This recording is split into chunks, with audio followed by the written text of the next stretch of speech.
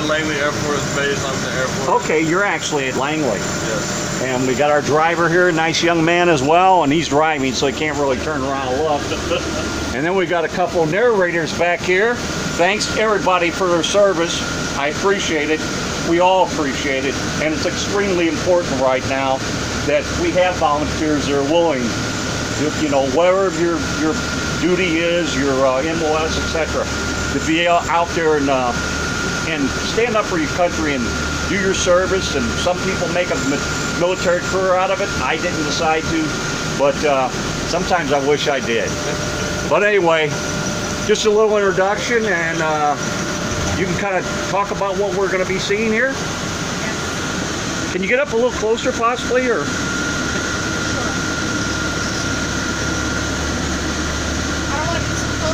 Oh yeah, with the AC, yeah, that's fine. Oh man, that's okay. Oh, we did it every time. So good afternoon. My name is Sergeant First Class Sylvester. This is Sergeant First Class Mills. We are both from the HHC 93rd Signal Brigade, Strategic, and we will be your tour guides for today. So we will be pointing out different historic points on Fort Eustis and giving you a bit of information on it. Good, I was going to shoot this plane earlier.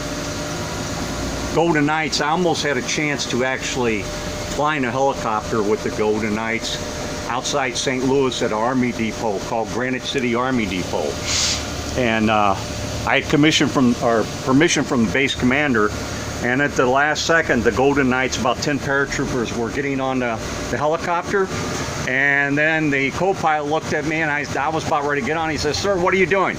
I said, "Well, I got permission from the commander of the base to shoot video of the guys jumping out at 10,000 feet.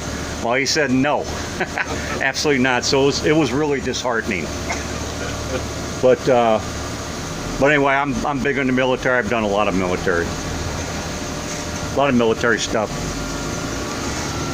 So the field we just left back there where you boarded the bus is called Murphy Field. It's named after Lieutenant Colonel William J. Murphy, who attended the first class of transportation officers advanced course held at Fort Eustis. Murphy Field was a part of the Post Maneuver Ground or Parade Field when the post was created in 1918. The area has been a large green space over the last 100 years. In 1918, the United States had been involved in World War I for a year when Army leaders determined that more and better trained heavy artillery soldiers were needed. The task to create a new camp to train soldiers in heavy artillery fell to the Post Artillery, headquartered at Fort Monroe, Virginia. The camp needed to be within 30 miles of Fort Monroe, headquartered. It needs to be within 30 miles of Fort Monroe, easily secure from intruders, and have adequate water, railroad facilities, roads, and be of reasonable cost. Over 20,000 men were trained at Camp Eustis, and they used a variety of weapons, including 14 6-inch Model 1900 guns and 3 7-inch howitzers. They were also trained on foreign weapons, to include 2 8-inch howitzers of a Russian type and 1 French 75mm anti-aircraft. Alright, so the area we're passing now on your left was the Lee Hall Balloon Observer School.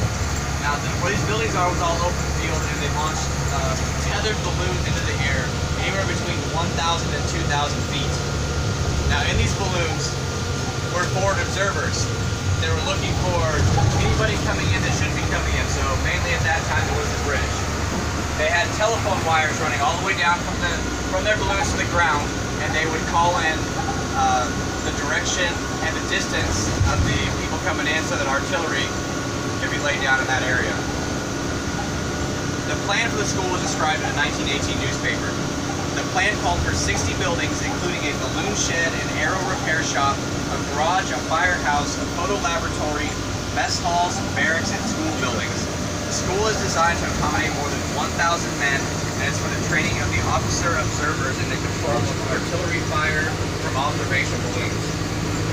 The balloon observers have played different roles throughout history, including the American Civil War and World War I. The first balloon was launched by the Montgolfier brothers in France in 1783. In 1794, the French had the first air balloon course known.